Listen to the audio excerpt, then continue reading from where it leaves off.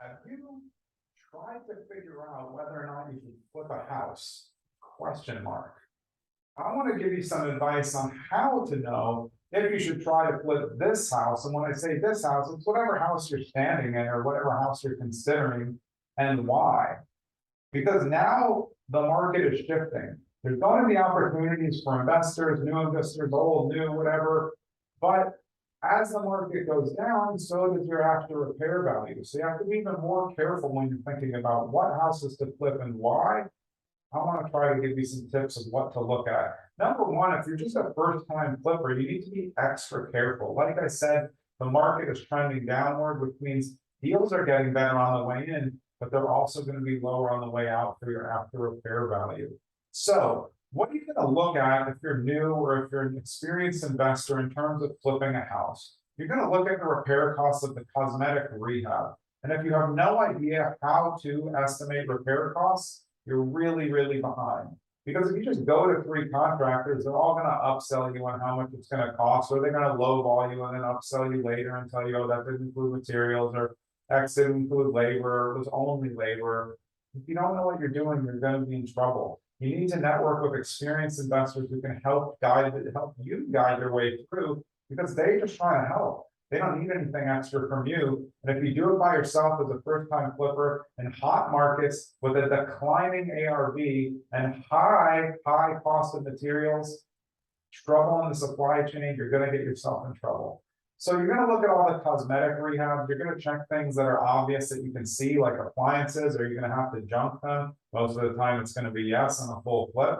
You know, are you going to move walls? And if you're going to move walls, are any of those walls load bearing? There's a differential in cost there, and also a support and also a safety issue if you're going to do that. It's cool to think everything needs a modern floor plan to just knock it out, but you can't just remove any walls that you want because you feel like it. And if you do, and it's load bearing, you need to provide extra support. So modern buyers definitely are interested in open floor plan. You just have to be careful about what you're getting yourself into with costs. So compartmentalized homes, there are ways to open them up, but there are also ways to use compartmentalized rooms and still make them cool. You have to really assess this in terms of what your after repair value is, so you're not getting too close to it.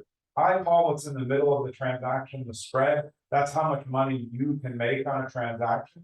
And it's always like an ebb and flow. If you buy an extra sweet vanity, then your spread's going to come down. But if a comp comes out that shows that it looks like your after repair value just got higher, your spread's going to go up a little bit. So you're constantly maneuvering on this little plane to see which way you want to push the arrow. And you have to have enough kind of leeway each way so that you know you're going to be safe, even if you make a decision to spend more. You know, if you find out you have a roof problem, it's going to cost a lot of money. So roof is really important to note because it's not everything. Sometimes an inspector's not going to go up there. They're going to give you a visual. Some inspectors will use a drone so you can get a good idea. Most of the attic is where you're going to find the roof issues for leaks. So roof's important because sometimes it's not on the general inspection, especially if it's up super high.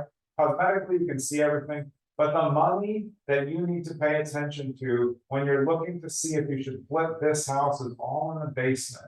All the mechanicals, furnace, hot water heater, electric. What kind of electric? Is there knob and tube? That's going to be a big cost to take it out. Is it a Pacific Standard box? That's going to cost a bunch to take it out. And it's a fire hazard. Do you need to upgrade plumbing? Have you done a sewer inspection? If you don't know about sewer inspections, hit this, and I'm going to explain it to you there. It's very, very important to do a sewer inspection before you close, because again, it's not a cosmetic thing. You can't see it in photos, and in person, by yourself, you're not going to know how the sewer line looks from the house to the street. So you want to be in the basement, double checking the foundation. Remember that if you're a brand new house flipper and you're in your first floor or the second floor and you're like, wow, this feels weird, the floor is a little sloped. That can be an indication of structural anomalies. They're fixable. I've done 2 or 3 flips in a row where there were structural issues, but it costs a lot of money. And if you're a new flipper, you're not going to understand the costs associated with, and you're going to have to fix it because it's going to be unsellable with that same problem. That's why it was on the market for you to get at a good price anyway. So you need to start stockpiling these. If you're in an area that uses septic or wells, these are things you need to be aware of, much different than public sewer and public water. Well is gonna have your own well water inspection. Septic, you need a full inspection on the septic. We're just doing it this week. We got a $40,000 credit on a septic, and the end price is probably gonna be up $50,000 to replace the whole system. So these are things you have to be aware of as a buyer, investor, anything. And you have to be counting, if you're gonna flip, what is gonna go into the equation for your out value. And if you're getting too close to that, you're not gonna make any money, especially if you're using hard money. If you're using hard money, you really need to get this thing on hyperspeed to get it done. So focus on the basement because everything else is cosmetic. You do want to walk around and see if you have any indications of water anywhere. Water to me is like the deathbed of a flip. I don't like houses that are waterlogged or have mold issues. It's just not my thing. Water, I don't want, because there's always a way that it's going to keep coming. So if it's groundwater, you're going to need French drains. That's a big undertaking. Some pumps not going to do everything. So these are all things that you have to focus on. Too many new flippers are just looking at the cosmetic. Some people even try to calculate a square footage based on cosmetic rehab, not realizing that they need to re-sheet rock or do a mud job in a bathroom or something like that. There's definitely ways to save money, but when you're trying to decide, should I flip this house, you want to look at just a couple things in your mind. Is this a great asset?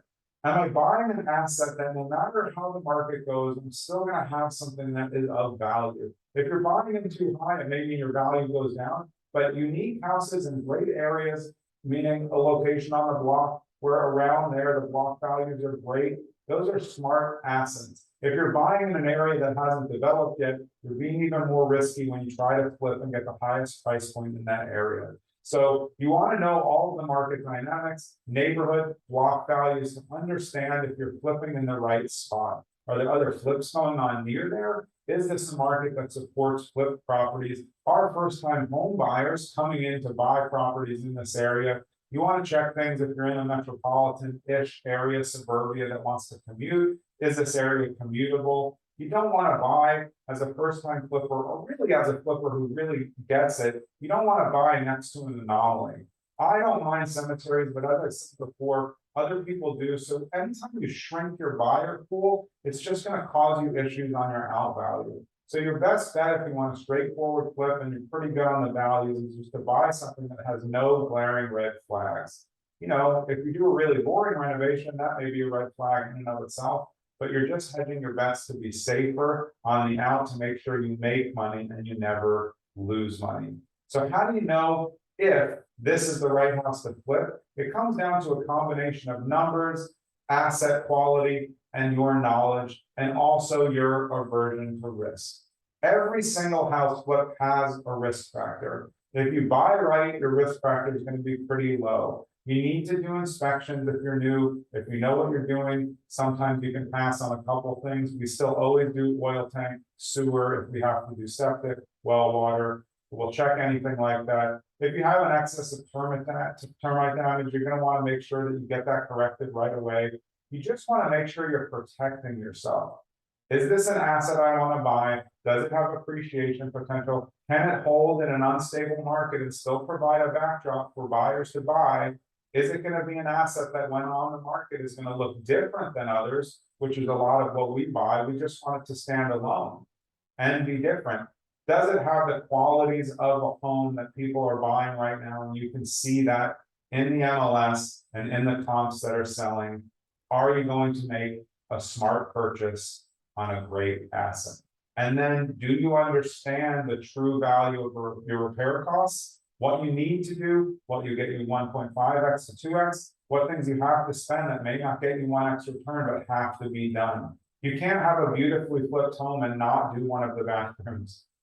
They're just going to think you cut corners everywhere else. So when you commit to a full flip, you need to do it. You know, there may be things in the driveway or the basement. You have to make calculated decisions along the way. But we all know when we walk in when somebody ran out of money. You don't want to be that person. Hope this has been helpful. My name is Jonathan Green. I've been investing in real estate for more than 30 years. I run a big on-market team called Streamline Properties On Market, brokered by eXp Realty. We're investor friendly, and so is this video.